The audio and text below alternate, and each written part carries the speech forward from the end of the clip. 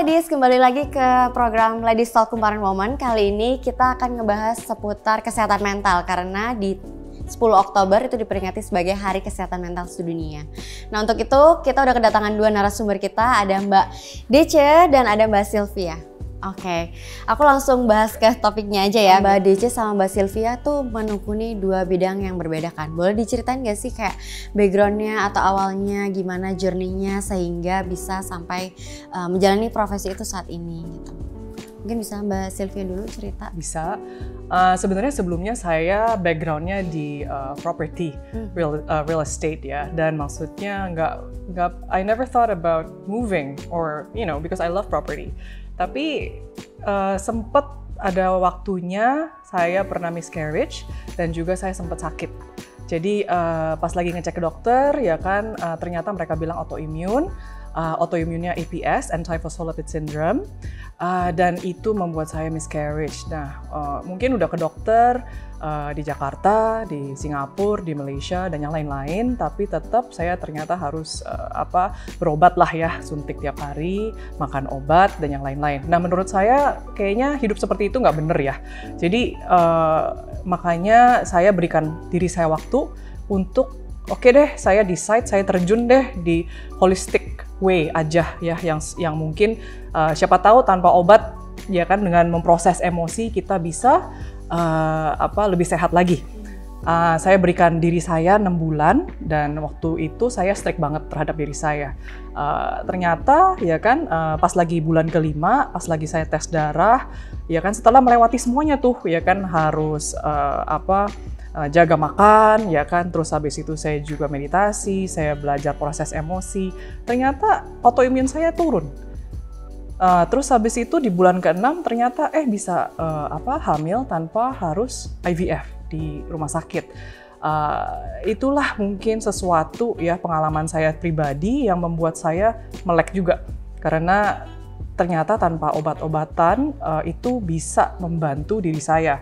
Bukan berarti rumah sakit itu nggak penting ya, pasti itu penting. Tapi ternyata ya kan banyak hal yang kita itu simpan di dalam diri kita yang memang harus kita proses ya secara emosi ya. Kalau Mbak Dece kan kalau nggak salah menjalani dunia PR marketing udah 20 tahun lebih. Ya kita tahu ya Mbak di industri fashion ya, maksudnya glamor dengan segala macam, kehebohannya event-eventnya gitu kan. Terus sekarang jadi sound healing facilitator. Boleh dijelasin nggak sih Mbak journey-nya untuk bisa sampai di situ, ada pengalaman juga nggak? Dulu sih rasanya I'm living my best life. Itu kerja jadi fashion PR sebenarnya dream job banget. Cuman along the way rasanya ada something missing yang eventually jatuhnya aku sakit ke badan. Tuh kayak terus dicari gitu kan. Sampai mungkin akhirnya surprise, nggak bisa ke express, nggak tahu yang dicari apa, nggak ngerti waktu itu, nggak tahu mesti nyari kemana. Akhirnya sakit ke badan sampai ke dokter bolak-balik di sini, dibilang ini sehat. Terus akhirnya aku cek hormon waktu itu, cek hormon ke Singapura. Pas di Singapura semua sehat juga gitu. Akhirnya dari situ mulai pencarian deh ke holistik tuh kayaknya. Yang singkat cerita ternyata walaupun semua tampaknya perfect, happy, living my best life, semuanya pokoknya nggak ada, no complain. Tapi kan badannya kasih tahu nih ada yang salah, cuman aku nggak tahu yang salahnya apa gitu. Akhirnya awal-awal tuh ketemunya belajar yoga. Pas belajar yoga belum ketemu juga kenapa. Terus akhirnya singkat cerita ketemulah aku sama diving. Ternyata ketemu deh tuh yang sebetulnya aku perluin kayaknya, makanya terus tekunin gitu kan. Yang diperluin waktu itu bener-bener kayaknya rasa tenang, tenang yang bukan cuman di badan diem, tapi tenang batin. Sampai ke sekarang tuh yang aku pelajarin, yang aku ulik terus lebih ke relaxation teknik sih jatuhnya gitu. Makanya ketemunya sama mungkin sound healing, dan sekarang juga lagi dalemin, lagi belajar water therapy Itu untuk diriku belajar lebih rileks gitu. Oke, nah kan tadi aku udah sebutin ya, maksudnya sound healing, kemudian family constellation. Family constellation adalah it's a tool to understand, ya, and resolve the problems yang kita hadapi sekarang ini, gitu. Jadi orang-orang pada dengar family constellation, ya kan? Oh, berarti butuh bawa satu keluarga, satu kampung ya datang terapi? Nggak usah. Just yourself. Karena kita hanya dengan diri kamu, yang penting kamu mau, ya, itu kita bisa bantu untuk carikan resolusi. Nah, kalau sound healing boleh dijelasin Mbak Deca? Kalau sound healing sebenarnya dia part of deep listening exercise. Jadi sebenarnya kalau sound healing itu kita belajar mendengarkan untuk bisa terkoneksi dengan tubuh kita sendiri. Karena pada hari-hari gini kan kita biasanya pikiran kemana-mana, terus biasanya sibuk abis satu ini langsung lanjut, nggak ada jeda sama sekali. Dengan sound healing kita kasih diri kita jeda, kita kasih diri kita istirahat untuk betul-betul bukan cuman rebahan terus kasih jeda tubuhnya aja, tapi kita selama jeda itu dengerin vibrasi dari instrumen yang dimainin, bisa terkoneksi sama diri gitu. Nah, melihat Mbak Sylvia sama Mbak Dece sekarang, maksudnya masing-masing punya titik balik yang akhirnya bikin menjalani lifestyle seperti sekarang ini. Nah, itu tuh apa sih yang mempengaruhi, maksudnya gimana mengubah Mbak Sylvia sama Mbak Dece dalam menjalani hidup sehari-hari? Kalau di aku sih dulu happy banget. Kalau sekarang jauh lebih tenang rasanya. Jadi beda gitu ya rasanya. Dulu happy banget, sekarang lebih tenang as in karena bisa lebih menghargai diri sendiri kali, lebih sayang diri sendiri. Kalau dulu sayang diri sendirinya masih banyak eksternal, belanja ya gitu ya, apalagi dulu dapat diskon itu ya dari brand-brand berapa tuh. Kalau sekarang bener-bener bisa lebih mindful, apapun yang dilakuin rasanya pokoknya intinya hanya melakukan yang bikin joy. Kalau aku personally gitu ya. Kalau masih gitu sih. Kalau aku sering kali, kalau dulu mungkin kayak ya udah deh, orang-orang minta aku kerjain ya kan, tanpa bisa mengutarakan, ya kan, saying no. Yeah. Boundaries, ya. Jadi mungkin kalau dulu problem aku itu, tapi kalau sekarang aku pelan-pelan harus balance my inner self juga. Jadi balance itu penting sekali sih menurut aku. Balance itu terminologi yang mungkin selalu kita pikir, oh balance makanan harus sehat, olahraga harus kuat, ya kan, kita sehat gitu ya. Tapi sebenarnya apa yang kita lupakan adalah inner balance-nya kita. Kita mesti belajar untuk say no, kita mesti belajar pasang boundaries, ya kan, bilang oke, kalau misalnya ini kurang cocok dengan aku, maaf ya, aku nggak bisa gitu. Jadi aku jadi penasaran, apakah itu jadi kayak mengurangin ambisi kalian untuk mencapai suatu tujuan dalam hidup atau enggak? Ambisi sih enggak sih, tetap, maksudnya aku juga sebagai founder Janji Baragat, ya ambisi tetap pasti ada ya. Tapi ambisi aku itu di pair up juga dengan I want to inspire other people.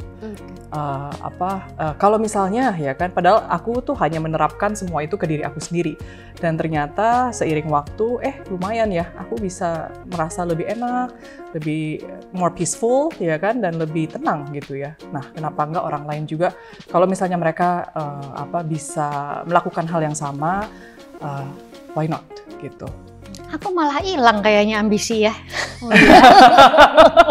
Kayak hilang karena mungkin lagi periode hidupnya juga untuk belajar. Sekarang ini lagi diminta untuk belajar bener-bener flow. Aku jalanin bener-bener sehari aja gitu. Kalau sekarang ya gitu, periode yang sekarang nggak tahu nanti mungkin bulan depan, tahun depan berbeda gitu. Jadi ya jauh lebih enak, lebih nyaman. rasanya cukup gitu. Oke, nah melanjutkan obrolan kita kan sebenarnya tadi itu mental health journey-nya Mbak Sylvia sama Mbak Dece ya. Nah, aku pengen tahu sebagai fasilitator atau orang yang sudah berkecimpung dalam dunia healing, wellness itu ya. Apa sih yang dilihat dari Mbak Dece dan Mbak Sylvia mengenai problem kesehatan mental yang banyak dialami oleh perempuan modern saat ini? Kalau yang aku sering ketemu belakangan, banyakan yang nggak merasa apa-apa, baik-baik aja gitu. Padahal we don't know that we don't know. Rasanya baik-baik aja, bisa jadi karena maunya yang familiar dan aman. Because kalau kita dig deeper kan rasanya nggak nyaman dan bisa jadi uncomfortable gitu. Jadi rasanya kayak kalau setiap ditanya, bukan setiap ditanya, kayak mereka nggak mau mengakui, bukan nggak mau, malah nggak sadar bahwa there's something going on yang perlu diberesin. Merasanya baik-baik aja. Itu banyak yang kayak gitu sih.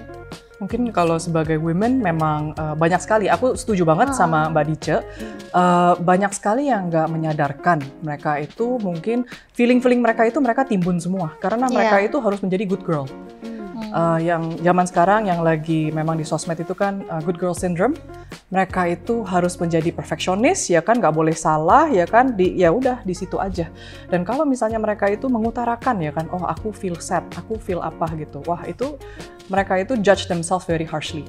Sebenarnya belum tentu orang lain ngejudge mereka, tapi mereka judge themselves yang secara ininya ya harsh ya, gitu. Kan family constellation kadang bicara soal trauma juga ya. Nah, apakah ketika kita nggak menyadari ya tanda-tanda gitu, sebenarnya tubuh kita tuh juga mengalami trauma gitu? Oke, gini. Mau tubuh secara fisik ataupun secara emosi. Emosi itu sebenarnya petanda yang paling besar.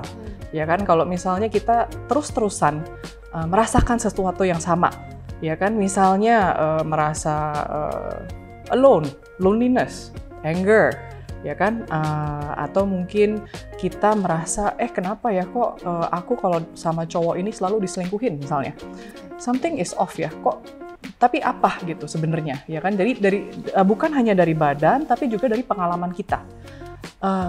Dari situlah ya kan mungkin aku bisa sarankan bahwa oke, ya kan, cobalah introspeksi diri, refleksi diri, what's going on sih sebenarnya. Kadang butuh family constellation, kadang ya kan perlu refleksi diri dan kita ubah diri sendiri, itu juga oke gitu. Dicoba dulu aja cara apapun yang paling cocok buat diri kamu, tapi pastinya family constellation itu biasanya dealingnya dengan repeating patterns, unhealthy behaviors, unhealthy patterns, atau kadang tantangan di rumah, seperti failures ya kan. Misalnya kalau kita merasa selalu we feel like a failure, where does it come from? Whose emotions are you carrying? Ya kan, kita misalnya ada miscarriage, ya kan, itu juga biasanya turun-temurun. Aborsi, infidelity, atau mungkin ada problem dengan anak-anak, ya kan? Tapi bukan selalu problem dengan anak-anak harus family constellation. Kita harus melihat situasinya. Tapi yang penting ada kesadaran itu tuh. Jadi supaya oke, kita refleksi diri deh, ya kan? Apa sih sebenarnya? Dan kalau memang pengen tahu lebih lanjut, jangan takut untuk bertanya. Nah, terus ngomongin soal kesehatan mental, tadi kan dibilang ya bahwa harus berani bertanya either pada diri sendiri atau ke orang lain, ke expert, psikolog misalnya. Tapi kan nggak mudah ya buat kita nih untuk bertanya atau misalnya mengutarakan bahwa oh gue kena mental nih misalnya kayak gitu. Nah, apa sih yang bisa akhirnya bikin atau membantu kita untuk terbuka tentang kondisi kesehatan mental kita? Kalau aku rasa being in the safe space, it helps a lot gitu. Ketika kita ada di satu perkumpulan juga ya, ketika kita ada di satu ruang aman, we feel seen, we feel heard, without being judged. Jadi kita bisa bebas untuk utarain rasanya apa gitu, lebih bisa untuk ekspresiin apa yang dirasa lah kurang lebih. Gitu. Itu bisa bantu untuk ngeluarin apapun yang ada di hati, unek-uneknya. Biasanya itu pembantu. Jadi misalnya cerita ke teman, terus mungkin kalau rasanya terlalu kusut, bisa jangan ragu ke psikolog atau ke fasilitas ya, ke terapis. That's the reason kenapa kita buka Jiwa Raga juga, ya kan, supaya ya like what Mbak Dica bilang tadi, it's a safe space.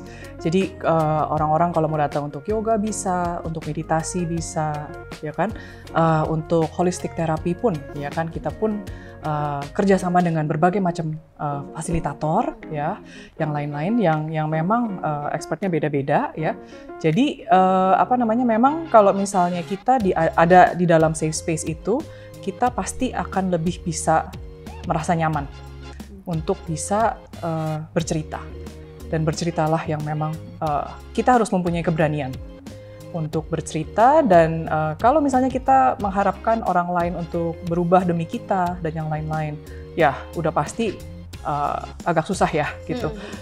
Jadi udah pasti kita harus belajar untuk refleksi, dan kalau memang mau ada perubahan, kita ubahlah diri kita dulu. Tapi penting nggak sih untuk kita bisa menyeimbangkan gitu antara kehidupan yang aktif ini dengan kesehatan mental? Kalau dari aku rasanya untuk balance di tengah semua hiruk pikuk yang nggak bisa dihindari, kan sibuk bekerja nggak bisa dihindari gitu, pikiran, PR, semua masalah nggak bisa dihindari gitu. Mungkin gimana caranya supaya kita belajar lebih aware aja sih, sesimpel dan sesulit itu sebenarnya. Bisa lebih aware, jadi dimanapun kita berada, kita nggak ngindarin triggernya, tapi kita bisa aware, oh aku ke-trigger. Setelah kita aware, apapun yang emosi yang muncul ya diproses. Itu prosesnya gimana sih? Dengan nggak menghindari, maunya yang enak-enak aja gitu ya. Acceptance of ourselves, yang baik dan yang buruk itu penting sekali. Dan kita harus bisa menerima kita punya our truth ya. Because the truth is always strengthens you. Truth itu bahasa Indonesia apa ya? Kejujuran pada diri sendiri itu selalu memperkuat diri kita sendiri. Kita selalu mau tampil di depan semua orang, kita adalah orang yang kuat, ya kan, orang yang perfect dan yang lain-lain, tapi itu capek loh. Ya kan, kenapa enggak kita jujur sama diri sendiri, dan kalau perlu, ya kan, jujur sama keluarga, jujur sama teman, ya kan, aku nih lagi butuh bantuan nih, ya kan, boleh nggak kamu tolongin aku? Atau mungkin aku nih, this is what I did, ya kan, aku malu banget. Apapun itu, ya kan, dengan kita bisa jujur pada diri sendiri, ya kan, itu akan memperkuat kita, no matter what. Dalam proses itu semua kita butuh set boundaries gitu nggak sih Mbak? Sebenarnya. Boundaries.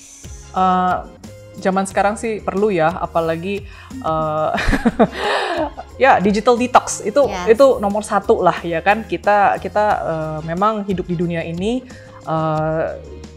Digital detox is quite important, ya kan? Even kita punya physical detox juga very important.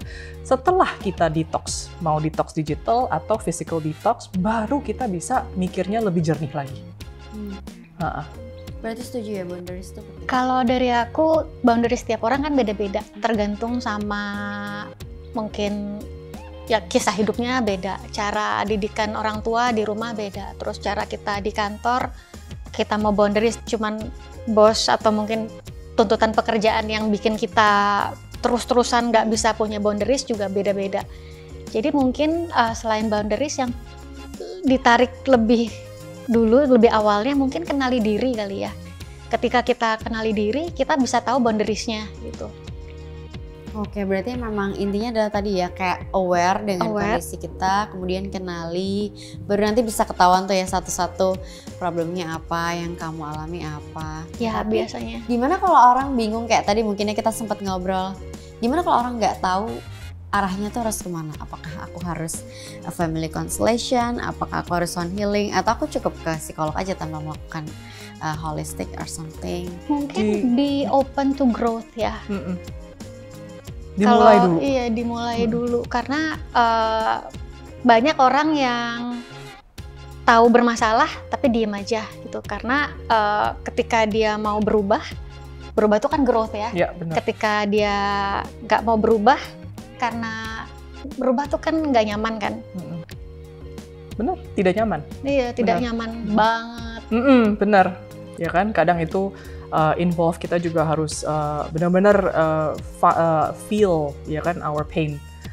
Orang-orang itu kan nggak suka ya untuk feel our pain, nggak nyaman gitu. Jadi nggak apa-apa, dicoba dulu aja, ya kan. Yang penting mau lewat apapun metodenya itu, dicoba dulu. Pasti kamu akan terbuka lagi jalan kamu untuk misalnya oke, aku mau healing gini, atau mungkin kayaknya mau seperti ini. Itu pasti akan terbuka nantinya. Tapi apa yang kita harus lakukan adalah kita harus percaya.